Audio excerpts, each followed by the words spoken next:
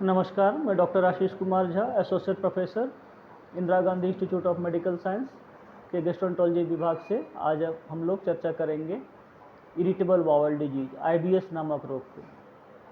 IBS क्या रोग होता है? बहुत लोगों को, करीब हर 10 में से 2 या 3 लोगों को ऐसे होता है कि जैसे हम खाना खाते हैं, खाना खाने के बाद बार बार टॉयलेट जाना पड़ता है, दिन में 4 या 5 बार पैखाना जाना पड़ता है। खास करके खाना खाने के बाद पेट में दर्द होता है, खास करके नाभि के नीचे मरोड़ लग के दर्द आना, पतला पैखाना होना, और ये कई वर्षों से, कई महीने, कई वर्षों से चला आ रहा है, जिसको कि हम लोग गांव में कई बार पेचिस भी बोलते थे, जबकि वो पेचिस होता नहीं था।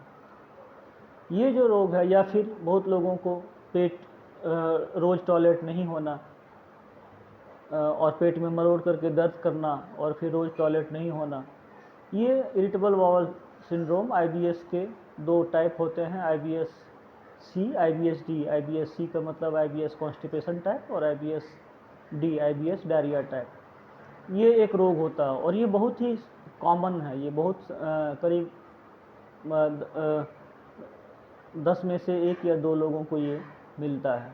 और चूँकि ये रोग जो है ऐसे दुख तो देता है, परेशान करता है, लेकिन चूँकि सीरियस रोग नहीं होता है, इससे कोई आपका उम्र घट जाएगा या आपको कोई कैंसर हो जाएगा या ऐसा कुछ नहीं होता है। तो ये लोग क्या है कि इसको बहुत दिन से झेलते रहते हैं, कई बार डॉक्टर को दिखाते भी नहीं भी दिखाते हैं और ठीक नहीं होता है, फिर वो बहुत सारा जगह डॉक्टरों को दिखाते हैं। जांच में इन्वेस्टिगेशन भी कराने से इसमें से कुछ आएगा नहीं, क्योंकि इसका मूल कारण होता है आंतों की जो गति होती है उसका डिस्टर्ब होना। बहुत लोगों का आंत जो है वो तेज़ी से चलता है तो उसको बार बार टॉयलेट होता है। बहुत लोगों का आंत जो है वो कम चलता है, उससे कब्जियत की शिकायत होती है।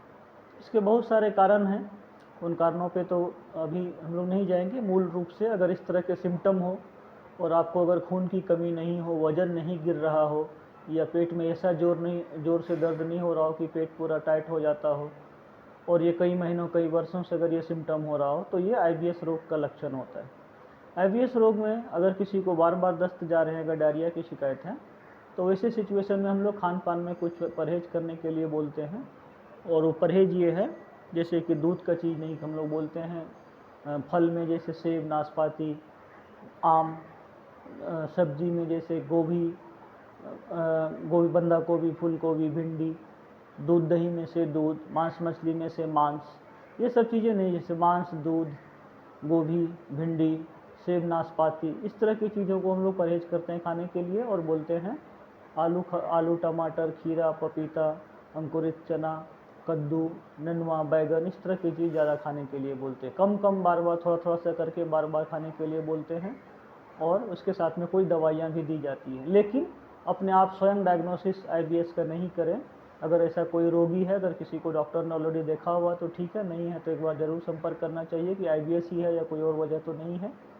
और अगर IBS ही है तो फिर परेशान नहीं होना है, और अच्छी तरीके से जो भी डॉक्टर को दिखाते हैं उनसे सारे इसकी सावधानियां समझनी है और उसका पालन करना है अनुशासित तरीके से, वो इसका सॉल्यूशन होता है। या फिर जैसे कब्जियत के प्रकार IBS होता है, तो उसमें कॉन्स्टिपेशन होता है, पेट क्लियर नहीं होता है, तो उसमें भी पेट में मरोड़ कम करने के लिए दवाइयाँ दी जाती है, और साथ में कब्जियत दूर करने के लिए भी दवाई दी जाती है। और खाने में वही ध्यान रखा जाता है कि मांस मछली वगैरह नहीं खाएं और फाइबर ज़्यादा खाएं, जैसे इसबगोल खा सकते हैं, खीरा, पपीता, टमाटर, अंकुरित चना, बेल का शरबत, इस किस्म की चीज़ें लेने से पेट साफ़ होता है और पेट में ऐंठन कम होता है। और लेकिन अगर ये लक्षण है तो इसमें मुख्य बात ये देखना है कि पैखाना में ब्लड तो नहीं आ रहा है, अचानक से वजन तो नहीं गिर रहा है, या पेट में कभी ऐसा जोर से दर्द नहीं हो गया हो कि इंजेक्शन दवाइयाँ लेनी पड़ रही है और कई दिन तक अस्पताल में भर्ती रहना पड़ रहा हो। अगर ऐसा कुछ होता है, इसका मतलब वो IBS नहीं है, फिर कोई और वजह होगा। उस सिचुएशन में कई सारे ब्लड टेस्ट करने पड़ते हैं, या एंडोस्कोपी प्रोसीजर्स करने पड़ते हैं, या कई बार CT स्कैन भी करने पड़ते हैं। इस तरह का जो है उपचार इसका किया जाता है। धन्यवाद।